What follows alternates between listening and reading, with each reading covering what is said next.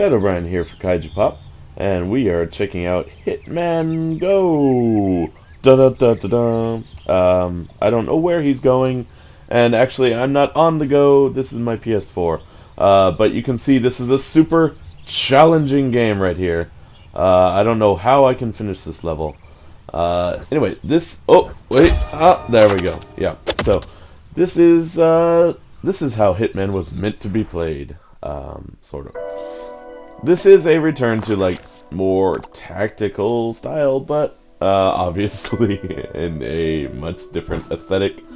So you've got Hitman as basically a kind of board game with all of these set pieces and, in a diorama style.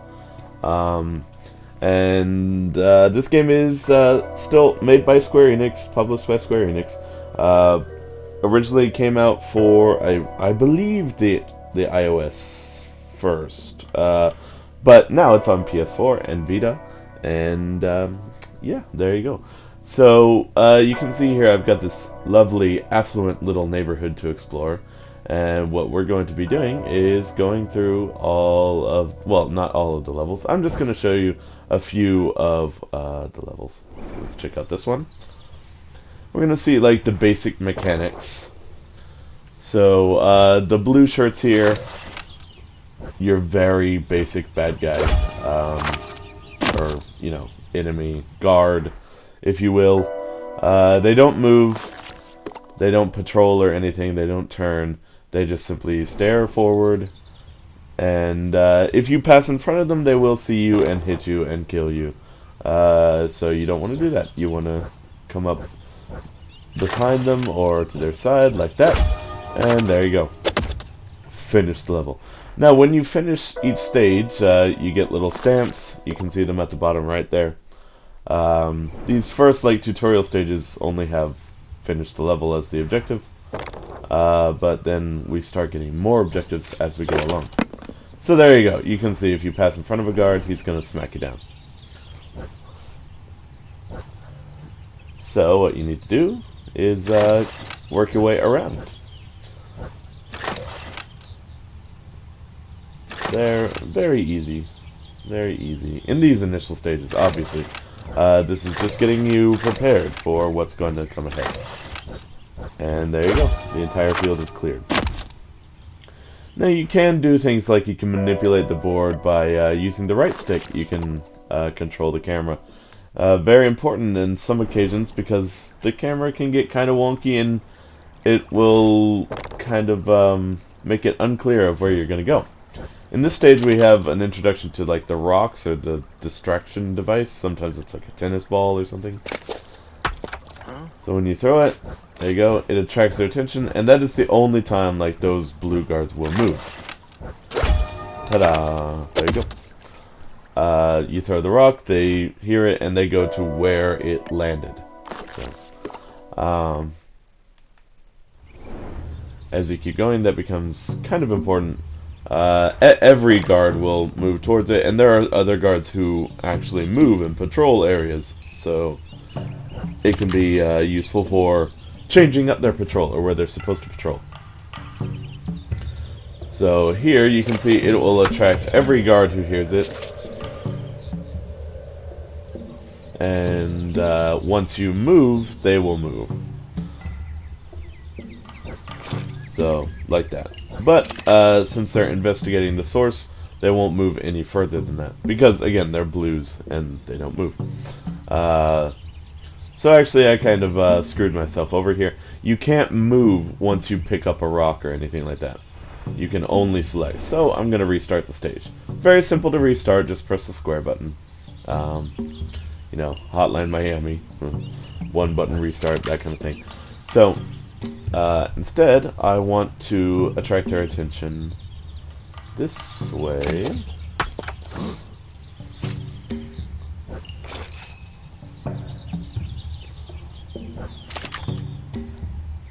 And then you can see I can attract them again by doing this.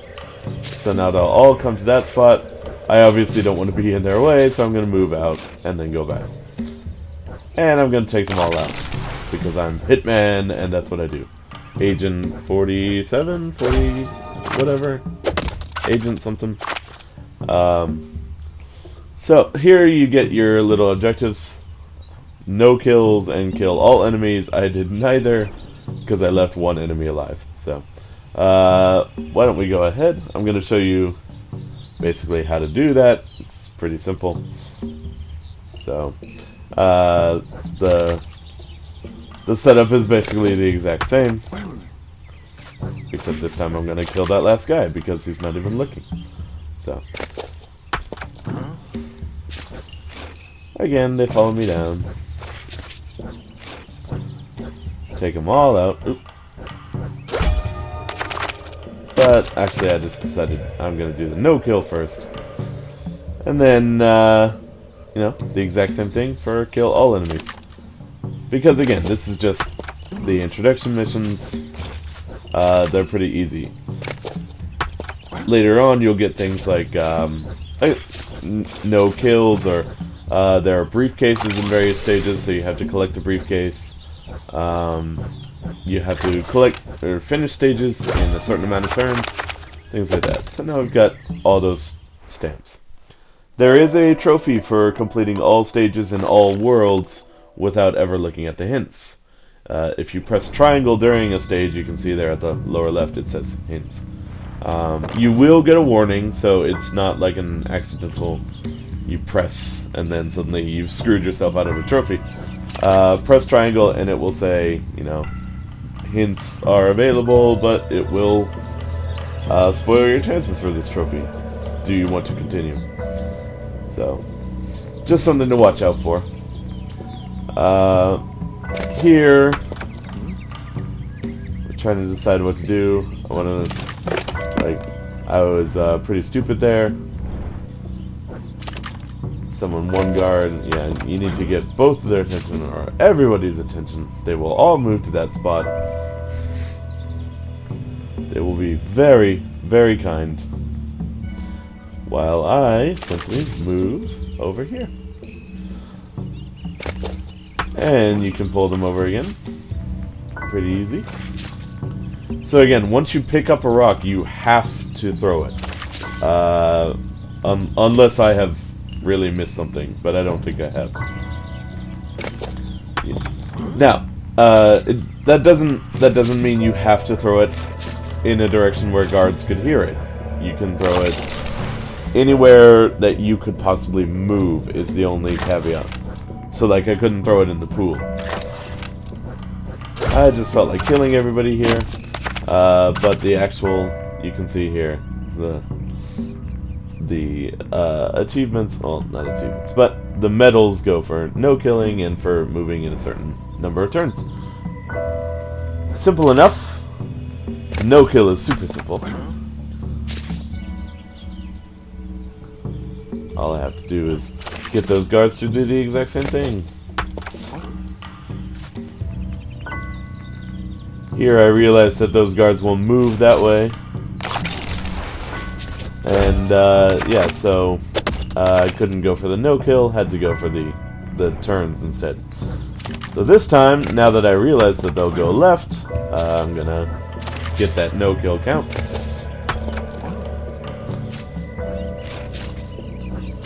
Again, super simple. Now let's go on. We're gonna skip ahead and check out some of the more difficult challenges in the next world beyond. Welcome back. I hope you missed me. I missed you. I didn't know where you went. But here we are in the second world, and we're introduced to the knife wielders, the guys in the green jackets. These guys will turn every turn and stab you if you move in front of them, like that. So, yeah, move that way, they'll spin around. Move it again, they'll spin around. And that's how it works. Also, in this world, you get the introduction to the trapdoor. I've already learned how to do this, so that was a previous mission. The trapdoor is really nice because it's not just about getting across the stage; it's about disrupting this this rhythm. You know, I was kind of stupid there, but sometimes the rhythm can kind of throw you off because if you're moving at the same rhythm, if you go back and forward, they will always move back and forward with you, so it's impossible to get them. So you need to move through these trapdoors, because that transports you, but it also takes up a turn. Therefore, you get that you get to disrupt that rhythm. So that's what I was doing here. So you see I do this, and then instead of going back down, I died again because I didn't calculate that quite as well as I wanted, because I went through too many times. But again, this is a game that requires a little bit of playtime. I just wanted to have a little fun there. Grabbed a briefcase and run away before they got me. So the briefcase is an objective in every level that has it, that I've seen anyway.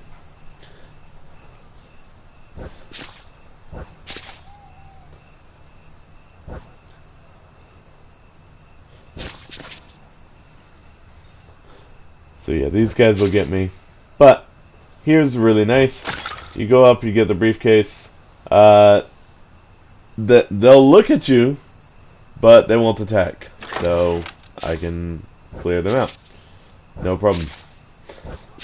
And that's how that works. Now you can see I've got to do the turn count here. So why don't we go ahead and do that again? Once you complete a level, you pretty much figured out its mechanics, and you can work it. Turns out you kind of have to get the briefcase anyway, so that's what's going on here. And there you go. It's pretty weird that they'll turn and look at you, but still not react. It's a little weird when they do that. But that's how it works, so there you go. Now, the trapdoor is not the only environmental mechanic in the game. We already saw the rocks, obviously, but there are also things like plants that you can hide in, which is really nice, because even if a guard is patrolling that way, they'll just pass right through you. It's really nice. So, yeah, it is just really weird that they will look at you. So we're gonna bounce through these trapdoors, and again, the timing is important here, because they will move every time you move, and so if you weren't using the trapdoors, it would be impossible. If you didn't have trapdoors, this would be impossible, because there'd be no way to get around that rhythm of moving across the bricks. And getting to a position where you can kill anyone. So, you go over here, and you take the long way around, and you have disrupted that rhythm.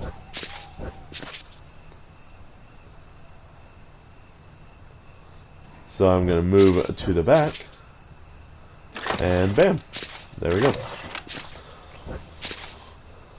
Now I need to get that briefcase, so I can take him out, but that guy's trapped in my rhythm, so I can't do that, so I gotta use the trapdoor again.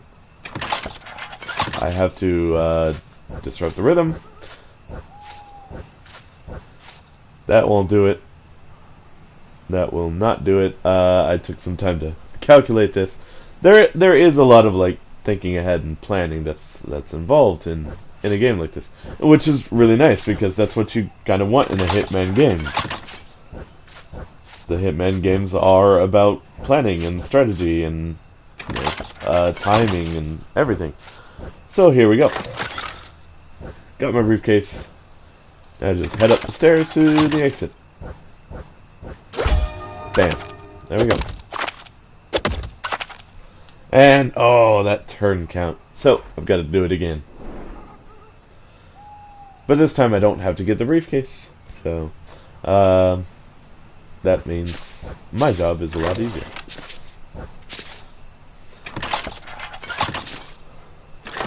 And plus, like I said, once you complete a level, you've pretty much understood its mechanics. So that's why I like to do the briefcase first instead of worrying about a turn count. you can get the briefcase and you can take as many turns as you want. And there we go. So I got that. Now we're gonna look at mixing. So we didn't get to see another kind of enemy that appears in World 1 is the Yellow Jackets. The Yellow Jackets, as you can see here, they patrol. So they add another little thing. They will move after you move, as you can see here. And when they get to the end of a line, they will immediately turn around. So you pretty much can't sneak up behind them. And again, the rhythm is very important here, but I have nothing to disrupt the rhythm. Sometimes you can game it by, for example, there's the little area by the stairs where they can't see me, and you can game it that way. This one took me a few tries, so we're gonna just look through here. Killed that knifey. Now I can go for the exit, but I want that briefcase. I want it so bad. So I can get it here, because no one's looking at me. And here's another area where I can kind of just move around and make sure nobody's gonna come up on me. And there we go. And another turn count. Right. If you're curious, you can press the hints button to get your current move count. You don't have to keep track of it in your head. The hints button, again, it doesn't lead to a hint directly. It tells you what hints are available, and if you press that button, then it will give you a warning saying this will make it impossible to get the trophy. So there you go. So at some point I realize I haven't made it, so yeah, gotta restart here.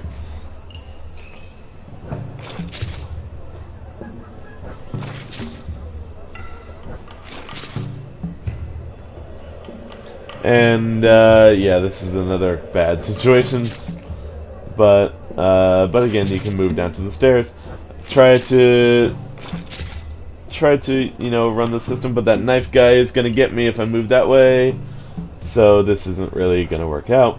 And again, we restart. So trial and error, it's not that difficult. As I get stabbed, it's not that difficult. Each stage, as you've seen, it takes just a couple of minutes to get through, and there aren't that many. Many people have already finished the game, and it just came out on Tuesday. Many people have gotten the platinum, and it just came out on Tuesday. So there is a platinum trophy if you're into that sort of thing. And that is basically all there is to Hitman GO. It looks really nice. It's got pretty good sound design, and I like the draw of like the board game style. It's unique. So that is our look at Hitman GO. You can follow us on Kaiju Pop at Twitter, or go to our website www.kaijupop.com. And here we go. Finish the turn count. You can also follow me at Kyoshi and I hope you enjoyed the video. Goodbye. And like and subscribe if you want. Thanks a lot for watching.